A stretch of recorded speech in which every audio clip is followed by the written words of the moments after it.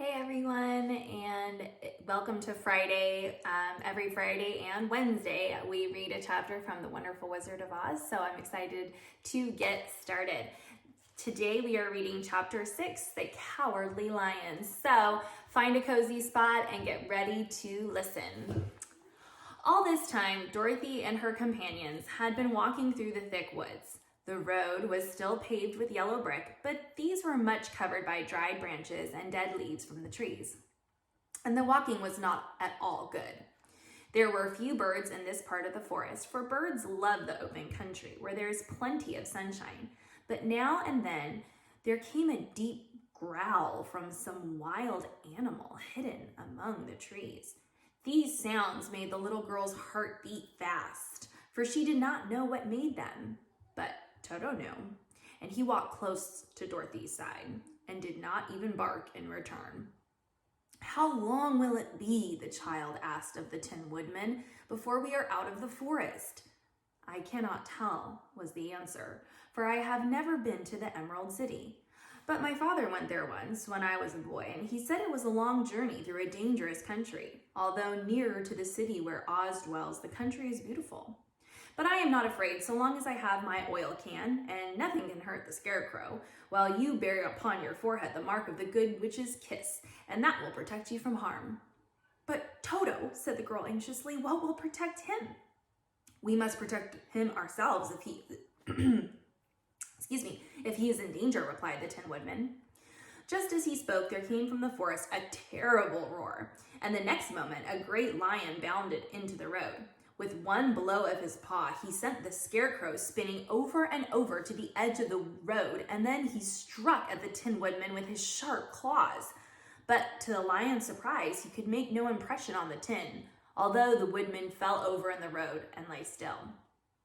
Little Toto, now that he had an enemy to face, ran barking toward the lion, and the great beast had opened his mouth to bite the dog when Dorothy, fearing Toto would be killed and heedless of danger, rushed forward and slapped the lion upon his nose as hard as she could while she cried out, "Don't you dare to bite Toto! You ought to be ashamed of yourself, a big beast like you, to bite a poor little dog." "I didn't bite him," said the lion as he rubbed his nose with his paw where Dorothy had hit it. "No, but you tried to," she retorted. "You are nothing but a big coward." "I know it," said the lion, hanging his head in shame. "I've always known it, but how can I help it?" "I don't know, I'm sure, to think of your striking a stuffed man like the poor Scarecrow."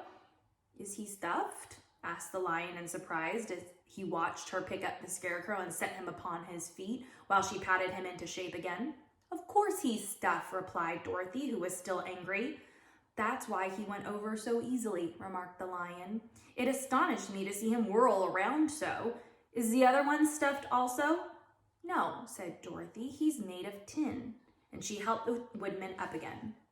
"That's why he nearly blunted my claws," said the lion. "When they scratched against the tin, it made a cold shiver run down my back. What is that little animal you are so tender of?" "He is my dog Toto," answered Dorothy. "Is he made of tin or stuffed?" asked the lion. "Neither. He's a meat dog," said the girl. "Oh, he's a curious animal and seems remarkably small now that I look at him." "No one would think of biting such a little thing except a coward like me," continued the lion sadly. "What makes you a coward?" asked Dorothy, looking at the great beast in wonder, for he was as big as a small horse. "It's a mystery," replied the lion. "I suppose I was born that way. All the other animals in the forest naturally expect me to be brave, for the lion is everywhere thought to be the king of beasts. I learned that if I roared very loudly, every living thing was frightened and got out of my way. Whenever I've met a man, I've been awfully scared, but I just roared at him, and he has always run away as fast as he could go. If the elephants and the tigers and the bears had ever tried to fight me, I should have run myself. I'm such a coward. But just as soon as they hear me roar, they will all try to get away from me, and of course I let them go." "But that isn't right. The king of beasts shouldn't be a coward," said the Scarecrow. "I know it," returned the lion, wiping a tear from his eye with the tip of his tail. "It is my great sorrow and makes my life very unhappy. but whenever there is danger, my heart begins to beat fast.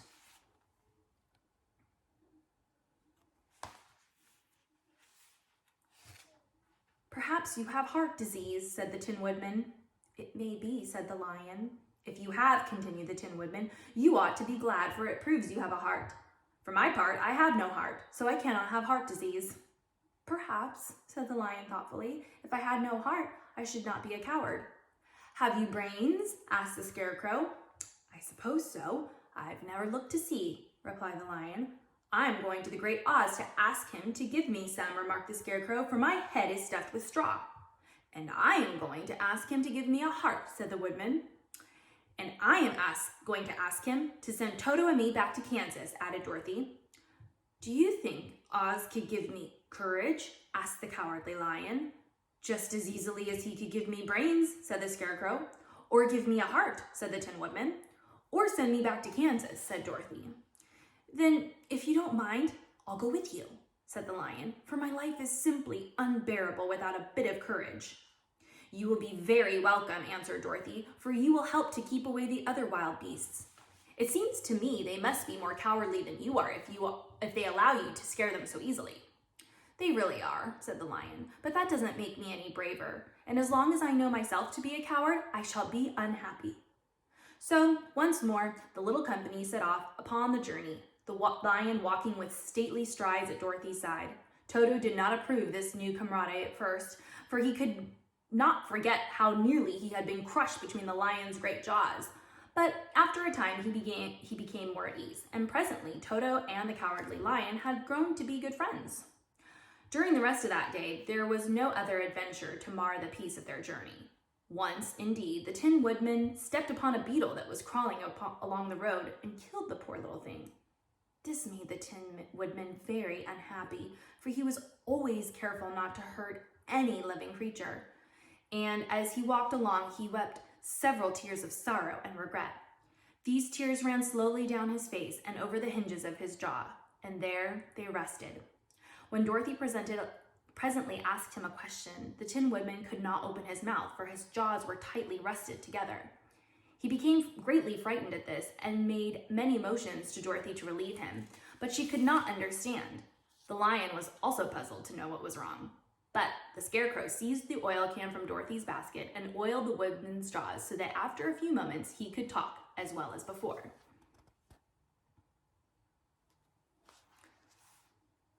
This will serve me a lesson, said he, to look where I step. For if I should kill another bug or beetle, I should surely cry again, and crying rests my jaw so that I cannot speak.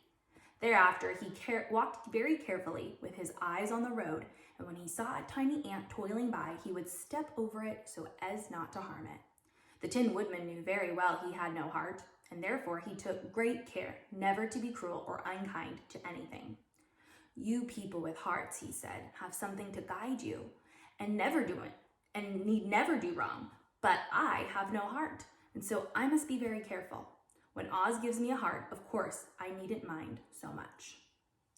All right, that is the end of chapter 6. The question for this chapter that will be up over on Flipgrid for you to answer is, what core value does the Tin Woodman show by taking great care never to be cruel or unkind to anything? He's very aware that he has no heart, and so because he has no heart, he's very mindful of the fact that he needs to be very careful and kind and gentle to those around him. So what core value is that showing?